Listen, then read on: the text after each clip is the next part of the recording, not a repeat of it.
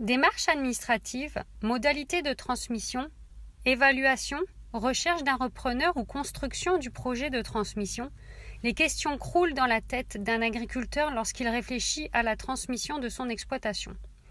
Le point accueil installation transmission est pour eux un lieu ressource où des conseillers les accueillent, les informent et les orientent vers les structures accompagnatrices en toute confidentialité.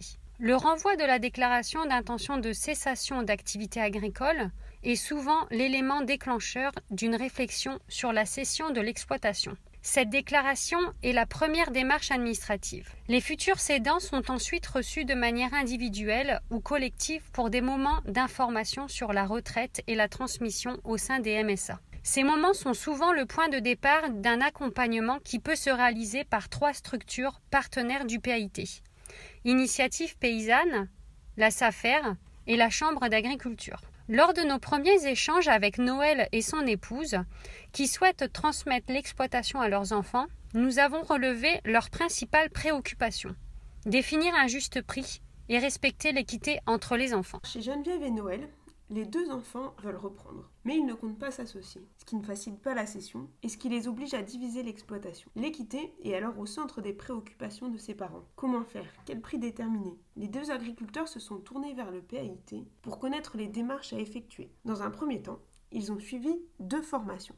Une formation sur tout ce qui est donation, succession dans le cadre d'une transmission, et puis une deuxième formation plus complète, donc sur 3 jours, sur tous les aspects en fait. Et puis après on est parti sur un accompagnement individuel pour vraiment mettre en application finalement toutes les choses apprises en formation sur cette exploitation. On a appris pas mal de choses. Niveau transmission, les baux, tout ça, il fallait faire attention. Outre les aspects juridiques évoqués pendant les formations, le couple ressort avec plus de questions qu'il n'en avait auparavant. Parmi toutes ces questions, il y a celle du prix qui perturbe les futurs cédants. C'est pas une mince affaire une cession de l'exploitation. C'est plus dur qu'une reprise. Pour une reprise, on y va, on se lance. Mais une cession, puis c'est les enfants. C'est pas un étranger. Un étranger, on lui demande, puis il donne, c'est tout. Là, c'est les enfants. On est responsable de nos enfants. Si ça ne va pas plus tard, c'est à cause de nous. On ne va pas leur céder quelque chose qui vaut trop cher.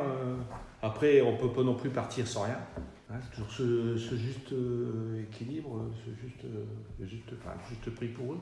Pour essayer de guider Geneviève et Noël, le PAIT leur a proposé d'effectuer un diagnostic transmission. On a fait le diagnostic, mais uniquement avec la partie évaluation, parce que c'était ce qui intéressait le plus. À ce jour, la fourchette de prix est déterminée. Il ne reste plus qu'à savoir comment répartir l'exploitation équitablement entre les 2 enfants. D'autant plus que leur fille, elle, serait plus intéressée par le foncier, tandis que le fils, lui, serait tenté de reprendre l'exploitation avec les bâtiments et le foncier. Alors moi, après, je pensais pas faire moitié-moitié en terre. Laisser un peu plus à Pierre parce qu'il reste ici. En fait, et c'est aux parents de trouver une solution. Ce qu'on dit en partie en formation, c'est équité, ça ne veut pas forcément dire égalité. Bref, le projet de cession de Noël et Geneviève est encore flou.